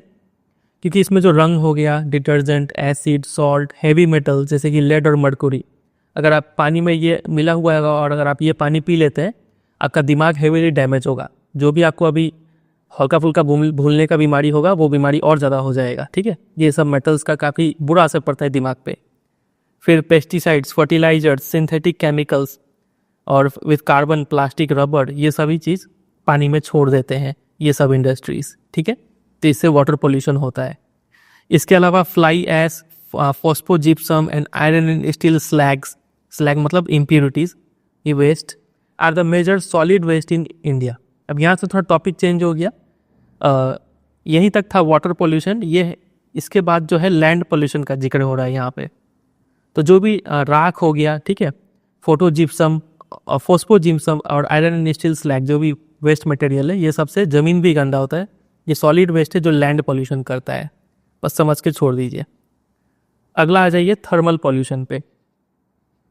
थर्मल पोल्यूशन, थर्मल यानी हीट, ये तब होता है जब कोई इंडस्ट्री पानी को बिना ठंडा किए, यानी गर्म पानी ही रिवर्स और पॉन्ड में अगर छोड़ देते हैं, भले ही वो पानी साफ़ ही क्यों ना हो, ठीक है, अगर आप गर्म पानी कहीं रिवर में, नदी में छोड़ रहे हैं तो ये भी क्या हो जाएगा, वाटर पोल्यूशन, मतलब थर्मल पोल्यूशन कहलाएगा ये। क्यों? क्योंकि ये गर्म पानी एक्वेटिक लाइफ, जो भी इसमें मेराइन एनिमल्स है, मछली हो गया, जो भी है, उनको काफ़ी बैडली इम्पैक्ट करता है। वाटर का पूरा इकोसिस्टम बिगड़ जाता है। तो ये थर्मल पोल्यूशन कहलाता है, ठीक है। जब आप उसमें क्या छोड़े, गर्म पानी छोड़े, भले ये पानी साफ़ ही क्यों ना हो, गर्म है तो मतलब ये पोल्यूशन है। इसके अलावा है nuclear pollution. Nuclear power plant हो गया, न्यूक्लियर और वेस्ट प्रोडक्शन फैसिलिटी, इन सब से जो वेस्ट निकलता है, काफ़ी खतरनाक वेस्ट निकलता है। ये सब सीधा छोटा मोटा बीमारी नहीं करेगा, कैंसर कर देगा, ठीक है। बच्चा पैदा होगा तो बच्चा विकलांग पैदा होगा, मिस कैरेज, जो प्रेग्नेंट है बच्चा मर जाएगा, मतलब बहुत खतरनाक होता है, ऐसा बीमारी देते हैं। तो ये सब वेस्ट इतना डैमेजिंग है। इसके बाद अगला पॉइंट है कि सॉइल पोल्यूशन और वाटर पोल्यूशन दोनों काफ़ी एक दूसरे से लिंक्ड है, क्लोजली रिलेटेड है। एग्जाम में इसके ऊपर क्वेश्चन आता है, ये लाइन दे देंगे, बोलेंगे कैसे सॉइल पोल्यूशन और वाटर पोल्यूशन लिंक्ड है।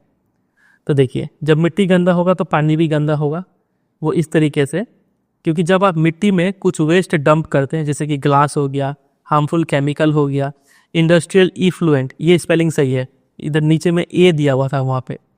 अफ्लुएंट का मतलब होता है रिच, ये जो स्पेलिंग है इसका मतलब होता है रिच, वेल्दी, प्रॉस्पेरस आदमी, ठीक है। तो ए नहीं होगा यहाँ पे, ई होगा। इफ्लुएंट का मतलब होता है लिक्विड वेस्ट, ठीक है। पैकेजिंग, सॉल्ट, गार्बेज, ये सब अगर आप मिट्टी में डंप करते हैं ना, तो इससे सॉइल तो यूजलेस होता ही है। फिर जब बारिश होगा तो वाटर जो है इस सॉइल में नीचे पर्कुलेट करेगा, नीचे जाएगा और फिर ग्राउंड से होते हुए ग्राउंड वाटर में पहुंच जाएगा और ग्राउंड वाटर भी गंदा हो जाएगा, ठीक है। तो ये लाइन एग्जाम में देंगे कि कैसे दोनों आपस में लिंक्ड है, सॉइल पोल्यूशन और वाटर पोल्यूशन।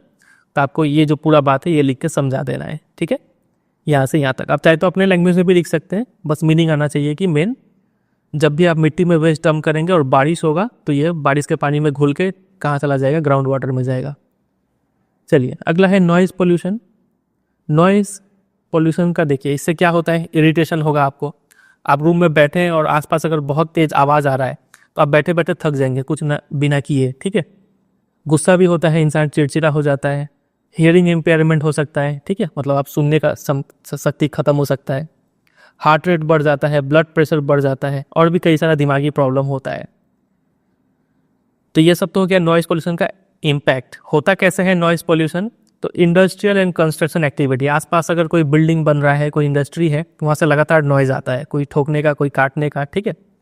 मशीन चलता है तो नॉइज़ आता है, फैक्ट्री इक्विपमेंट चलेगा तो नॉइज़ आएगा, जनरेटर बहुत गंदा नॉइज़ देते हैं, फिर इस आरी वगैरह चलेगा तो नॉइज़ आएगा। न्यूमेटिक मतलब कहीं पर अगर बहुत तेज़ी से हवा कंप्रेस्ड एयर ब्लो कर रहा है तो वो नॉइज़ आता है, इलेक्ट्रिक ड्रिल का नॉइज़ आता है, ठीक है। ये सब कुछ नॉइज़ पोल्यूशन का सोर्स है, सोर्स इम्पैक्ट, ठीक है। बस इतना तैयार कर लीजिए। तो अभी तक तो हमने देख लिया सारा पॉल्यूशन। अब है कंट्रोल कैसे करें, इस सब को काबू में कैसे लाए। तो देखिए, अगर आप 1 लीटर गंदा पानी अगर कहीं पर डाल रहे हैं कोई साफ पानी में, तो वो 8 लीटर साफ पानी को गंदा कर देता है। मतलब 8 लीटर साफ पानी को गंदा करने के लिए सिर्फ 1 लीटर गंदा पानी काफ़ी है। तो देखिए इम्पैक्ट कितना होता है।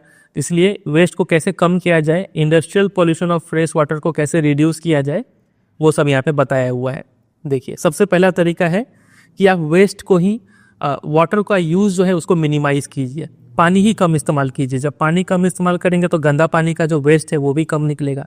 अब पानी कैसे कम इस्तेमाल करें, तो वही रीयूज़ कीजिए, वही पानी को दोबारा इस्तेमाल कीजिए, रिसाइकल कीजिए 2-3 बार, ठीक है। तो इससे पानी का यूज़ कम होगा और पानी का गंदगी भी कम होगा। अगला है रेन वाटर हार्वेस्टिंग कीजिए, बारिश का पानी को बचाइए, उसको काम में लीजिए, ये तरीका है।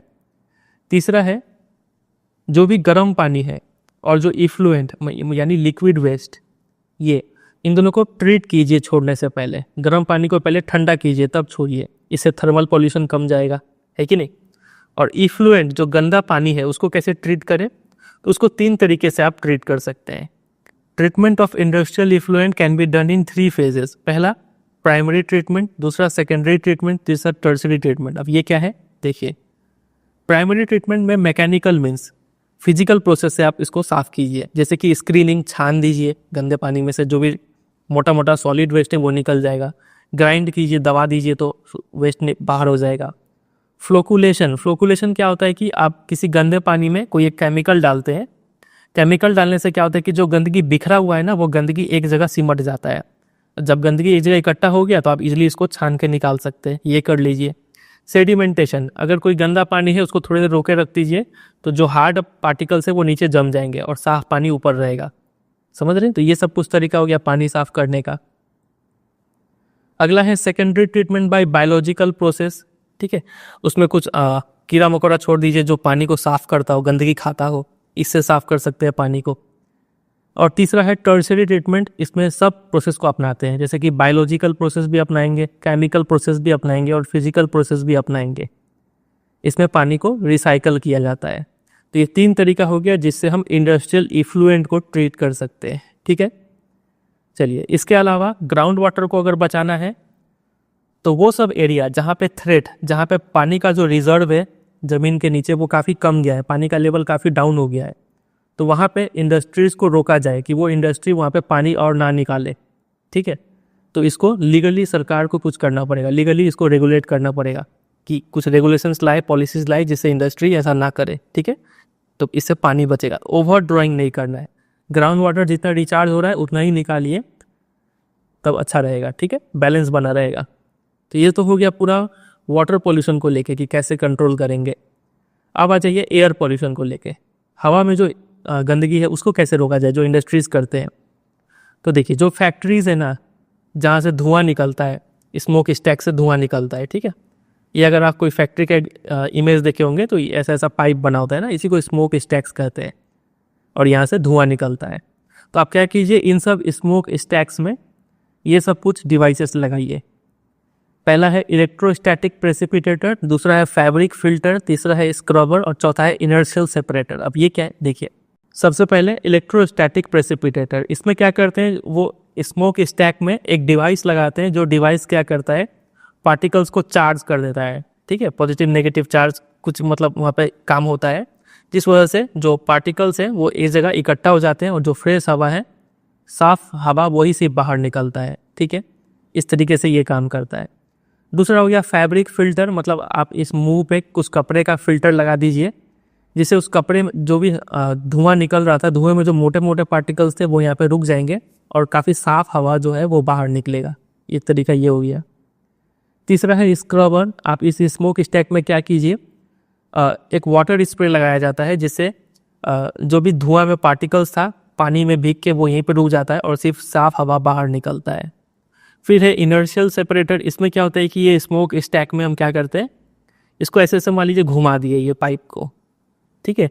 तो हवा में जो मोटा मोटा पार्टिकल्स है, धुआं मतलब छोटे छोटे पार्टिकुलेट मैटर, वो टकराएंगे यहाँ पे, कुछ यहाँ जमा हो जाएंगे और जो फ्रेश हवा है वो तो बाहर निकलेगा और जो भी वेस्ट है, डस्ट पार्टिकल्स जो है वो इधर इधर इसके वॉल्स में जमा होते चले जाएंगे। तो अल्टीमेटली जो लास्ट में हवा निकलेगा काफ़ी साफ निकलेगा, ठीक है। इसको बोलते हैं इनर्शिया के फोर्स से सेपरेट करना, ठीक है। ये सब कुछ तरीका हो गया। इसके अलावा आप कोयला ना इस्तेमाल करके, क्योंकि कोयला जलाएंगे तो बहुत धुआं निकलता है, ऑयल या फिर गैस का मतलब गैस फ्यूल यूज़ कीजिए, इससे पोल्यूशन कम होगा। तो ये हो गया एयर पोल्यूशन का कंट्रोल। अब आइए नॉइज़ को कैसे कंट्रोल करें। नॉइज़ को कंट्रोल करने का तरीका है कि मशीनरी और जनरेटर्स में साइलेंसर्स का यूज़ किया जाए, इससे नॉइज़ पोल्यूशन कम होगा। इसके अलावा कुछ ऐसा टेक्नोलॉजी अपनाया जाए, ऐसे मशीन्स लाया जाए जिसको रीडिज़ाइन करके ऐसा बनाया जाए मतलब जो एनर्जी इफ़िशिएंट हो, रिड्यूस नॉइज़ हो, जिसमें नॉइज़ कम होता हो। फॉर एग्जांपल प्रिंटर का एग्जांपल ले लीजिए। पहले जो प्रिंटर या फिर जेरोक्स मशीन आता था काफ़ी आवाज़ करता था, मतलब नॉइज़ पोल्यूशन क्रिएट करता था। अभी का प्रिंटर या फिर स्कैनर या फिर जेरोक्स मशीन काफ़ी स्मूथली प्रिंट कर देता है। तो कुछ वैसा ही टेक्नोलॉजी हर जगह इम्प्लीमेंट होना चाहिए जिससे नॉइज़ कम हो पाए। इसके अलावा जहाँ पे नॉइज़ काफ़ी ज़्यादा हो रहा है उस रूम में या फिर उस बिल्डिंग में नॉइज़ अब्जॉर्बिंग मटेरियल लगाइए, नीचे कुछ दरी वगैरह बिछाइए जो नॉइज़ को अब्जॉर्ब कर लेगा, ठीक है, इको होने से बचेगा। इसके अलावा पर्सनल लेवल पे इंसान क्या कर सकता है, ईयर प्लग्स कान में लगा सकता है, ईयरफोन लगा सकता है, जिससे नॉइज़ नहीं आएगा, ठीक है। तो ये सब कुछ तरीका हो गया नॉइज़ पोल्यूशन से बचने का। बस इतना ही बताया हुआ है यहाँ पे। और लास्ट में बताया हुआ है NTPC shows the way. National thermal power corporation ये सही तरीका दिखाया है कि कैसे पॉल्यूशन को कम किया जा सकता है। ये एक पावर प्रोवाइडिंग कॉरपोरेशन है, ऐसा कंपनी है जो पावर जनरेट करता है, इलेक्ट्रिसिटी जनरेट करता है इंडिया में, ठीक है। इसको ISO सर्टिफिकेशन मिला हुआ है 14001, मतलब ये ऐसे कंपनी को दिया जाता है जो इन्वायरमेंट के लिए काफ़ी अच्छा काम करे, ठीक है।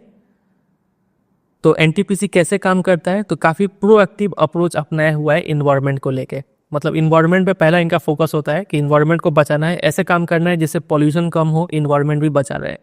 तो देखते हैं क्या सब तरीका ये NTPC अपनाई हुई है जिससे ये इनका इतना नाम है इन्वायरमेंट को बचाने को लेके।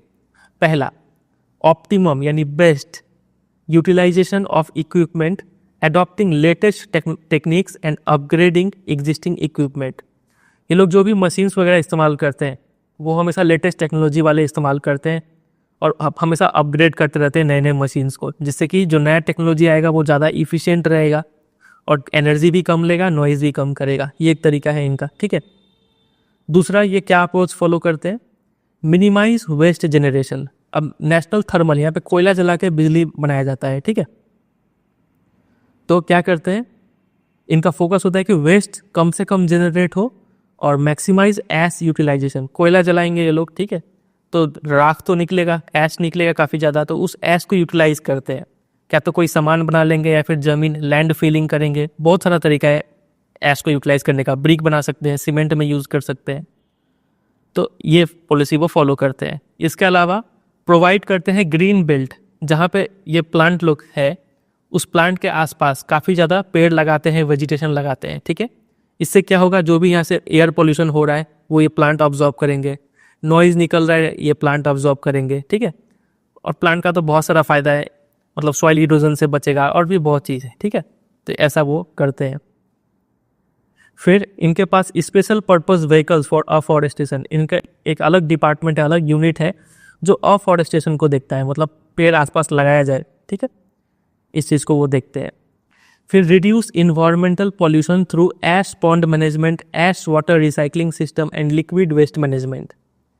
तो जो भी राख निकला उस राख को ऐसे ही ना छोड़ के क्योंकि वो फिर हवा में जाएगा और वेस्ट कर मतलब पॉल्यूशन करेगा। उसको एक पॉन्ड में डाला जाता है ताकि वो ऐश पानी में रहे और ज़्यादा उड़े ना, ठीक है। फिर उस पानी को रिसाइकल भी किया जाता है कुछ तरीके से, ऐसा नहीं कि पानी भी वेस्ट कर दिए। और फिर लिक्विड वेस्ट को भी ये लोग मैनेज करते हैं। फिर इनका पास डिजिटल डेटाबेस है, ऑनलाइन डेटाबेस है, जिससे ये लोग लगातार मॉनिटर करते रहते हैं कि आसपास के एनवायरनमेंट में क्या इफेक्ट पड़ रहा है और जो भी है वो देखते रहते हैं। बस इतना ही ध्यान रखिए, इससे ज़्यादा तो इसमें काम का नहीं है। चलिए, तो ये हो गया। क्वेश्चन यही आएगा कि एनटीपीसी क्या क्या रास्ता अपनाया हुआ है, तो इन सब के बारे में थोड़ा थोड़ा बात याद रखिए। और ये सबसे तो स्ट्रेट फॉरवर्ड क्वेश्चन बनता है कि कैसे कंट्रोल करेंगे, तो सिंपल बता दिए। आप चाहे तो अपने से भी कुछ ऐड करके लिख सकते हैं, जनरल टॉपिक है, जरूरी नहीं है कि आप बुक में जो लिखा हुआ है वही आप लिखें, ठीक है। चलिए, ये हुआ। कुछ क्वेश्चंस देख लेते हैं यहाँ पे एक्सरसाइज में, अच्छे अच्छे क्वेश्चन है। ये क्वेश्चन का आंसर दीजिए आप। Which one of the following industry uses bauxite as a raw material. बहुत बार बता दिए, बताइए इसका आंसर क्या होगा। एल्यूमिनियम स्मेल्टिंग, ठीक है। विच one of the following industry manufacture telephone, computer, ये सब कौन सा इंडस्ट्री मैन्युफैक्चर करता है, तो इलेक्ट्रॉनिक इंडस्ट्री ये सब मैन्युफैक्चर करता है। What is manufacturing, what are basic industry, देख चुके हम काफ़ी डिटेल में। फिर ये दो क्वेश्चन देखिए कि इंडस्ट्रीज कैसे पॉल्यूट करती है इन्वायरमेंट को, तो सारे पॉल्यूशन के बारे में थोड़ा थोड़ा लिख देना है।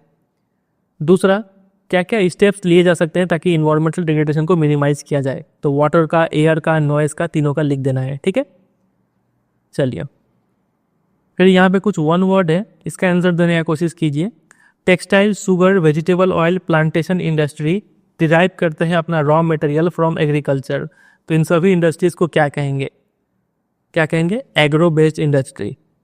Basic raw material for sugar industry, sugar industry चीनी बनता है, तो इसमें रॉ मटेरियल क्या है, तो गन्ना है, शुगर केन। कौन से फाइबर को गोल्डन फाइबर कहते हैं, तो जूट को। आयरन और फिर कोकिंग कॉयल, लाइम स्टोन, ये तीनों रॉ मटेरियल है किस इंडस्ट्री का, 4:2:1 के रेशियो में ले रहे थे, याद है। तो ये है आयरन एंड स्टील इंडस्ट्री का। और लास्ट क्वेश्चन है a public sector steel plant located in Chhattisgarh, तो ये कौन सा प्लांट है, तो ये आपका हो जाएगा भिलाई, ठीक है। भिलाई स्टील प्लांट, ये बुक में नहीं था, एक्स्ट्रा दिया हुआ है, याद रखिएगा, भिलाई स्टील प्लांट। बस इतना ही कर लीजिए। और इस चैप्टर से रिलेटेड जो भी इंपॉर्टेंट क्वेश्चन आंसर से आपको पता ही है, हम वेबसाइट पर प्रोवाइड कर दिए हैं, वहाँ पे जाके आप उसका PDF डाउनलोड करके प्रिंट लेकर पढ़ सकते हैं, ठीक है। अगर आपको इस चैप्टर का नोट्स चाहिए तो नोट्स भी वेबसाइट पे दे दिया है, आप वहाँ पे जाके वो भी डाउनलोड कर सकते हैं और पढ़ सकते हैं। मिलेगा कैसे, आप सिंपली गूगल में सर्च कीजिएगा चैप्टर नेम, जैसे कि मैन्युफैक्चरिंग इंडस्ट्रीज और class 10 question answer by CBSE guidance. Last में ये जरूर ऐड कर दीजिए, कुछ भी सर्च करना हो तो बाई CBSE गाइडेंस, आपको पहले नंबर में मिल जाएगा, ठीक है। और ये जो PDF है NCERT का PDF, जो भी हम अंडरलाइन कर रखे हैं, लिख रखे हैं, ये PDF भी डाउनलोड करने के लिए वेबसाइट पे दे दिए, आप वहाँ पर जाके इसको डाउनलोड कर सकते हैं, ठीक है। चलिए एंड करते हैं। उम्मीद करते हैं आपको ये वीडियो से काफ़ी चीज़ सीखने को मिला होगा और एग्जाम के लिए भी काफ़ी हेल्पफुल रहेगा ये वीडियो आपके लिए। वीडियो अच्छा लगा तो 3 काम कर दीजिए, वीडियो को लाइक कीजिए, दोस्तों के साथ शेयर कीजिए, और अगर आप चैनल पर नए हैं तो इसको सब्सक्राइब भी कर लीजिए। चैनल पे और भी वीडियोज़ है आपके काम के, मैथ, साइंस, इंग्लिश, SST सब पढ़ा रखे हैं, आप एक बार देखिए प्लेलिस्ट सेक्शन, सबका 1 शॉट वीडियोस आपको मिलेगा, काफ़ी हेल्पफुल रहेगा आपके लिए। चलिए एंड करते हैं, मिलते हैं बहुत जल्द किसी और वीडियो में, तब तक के लिए bye bye and take care.